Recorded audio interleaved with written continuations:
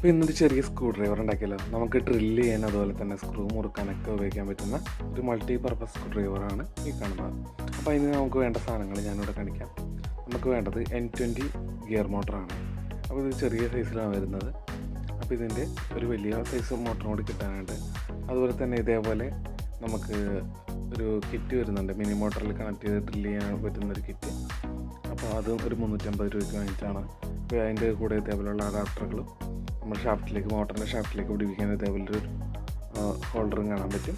അത് നമ്മൾ ഡ്രില്ല് ചെയ്ത് N20 മോട്ടർ കറക്റ്റ് കയറുന്ന രീതിയിലാക്കിയതിന് ശേഷം ആ സൈഡിൽ അലങ്കി വെച്ച് ടൈറ്റ് ചെയ്യുന്ന ആ സ്ക്രൂകൾ മുറുക്കുക. അപ്പോൾ ഇത് സെറ്റായിട്ട് ഇതിനകത്തിരിക്കും. അതിനുശേഷം നമ്മൾ അതിന് അനുയോജ്യമായിട്ടുള്ള അഡാപ്റ്റർ വെച്ച് ടൈറ്റ് ചെയ്ത് കൊടുത്തു കഴിഞ്ഞാൽ നമ്മുടെ സംഭവം സെറ്റാണ്. അപ്പോൾ ഇതാണ് നമ്മൾ സ്ക്രൂ ഡ്രൈവറിൻ്റെ ഉള്ളിലേക്ക് പിടിപ്പിക്കുന്നത്. അപ്പോൾ നമ്മൾ സ്യൂട്ടബിൾ ആയിട്ടുള്ള ഇതേപോലെയുള്ള സ്ക്രൂ ഡ്രൈവറിൻ്റെ ഹെഡുകൾ ചെറിയ സ്ക്രൂ ഡ്രൈവറിന് ചൂടാക്കിയതിന് ശേഷം അതിന് പ്ലാസ്റ്റിക് റിമൂവ് ചെയ്ത് ഊരിയെടുത്ത് നമ്മൾ വെച്ചേക്കണം. അപ്പോൾ ഇതിൻ്റെ വീഡിയോ ഒന്ന് സ്പീഡാക്കുകയാണ്. അപ്പോൾ ഇതേപോലെ ഡ്രിൽ ബിറ്റ് ഇട്ട് നമുക്ക് ഉപയോഗിക്കാവുന്നതാണ്.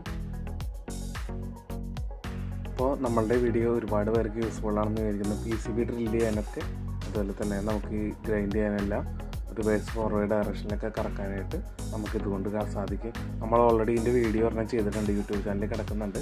അപ്പോൾ ആവശ്യമുള്ളവർക്ക് കാണാം സ്ക്രൂ ഡ്രൈവർ ഉണ്ടാക്കുന്നത്. അപ്പോൾ അതിൻ്റെ കണ്ടിന്യൂഷൻ ബോർഡ് വെച്ചിട്ട് തന്നെയാണ് നമ്മൾ ഇത് ചെയ്തേക്കുന്നത്. നിങ്ങൾക്ക് കാണാൻ പറ്റും അതിൻ്റെ പൊടിയാണ് ആയിരിക്കുന്നത്. അതിനകത്തൊക്കെ നമ്മൾ ഈ മോട്ടർ ജസ്റ്റ് വെച്ച് കൊടുക്കുന്നതേ ഉള്ളൂ. അപ്പോൾ ഇതിൽ ടൈറ്റുള്ള സ്ക്രൂകൾ ലാപ്ടോപ്പിൻ്റെ ചിലതിൻ്റെ ബ്രാൻഡുകളിലൊക്കെ അഴിക്കാൻ ഇച്ചിരി പാടുണ്ട്.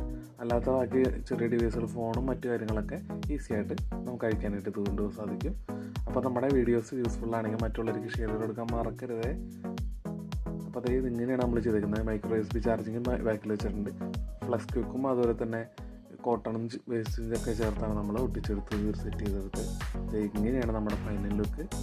പുതിയ വീഡിയോ ആയിട്ട് വീണ്ടും കാണുന്നവരെ ബൈ ബൈ.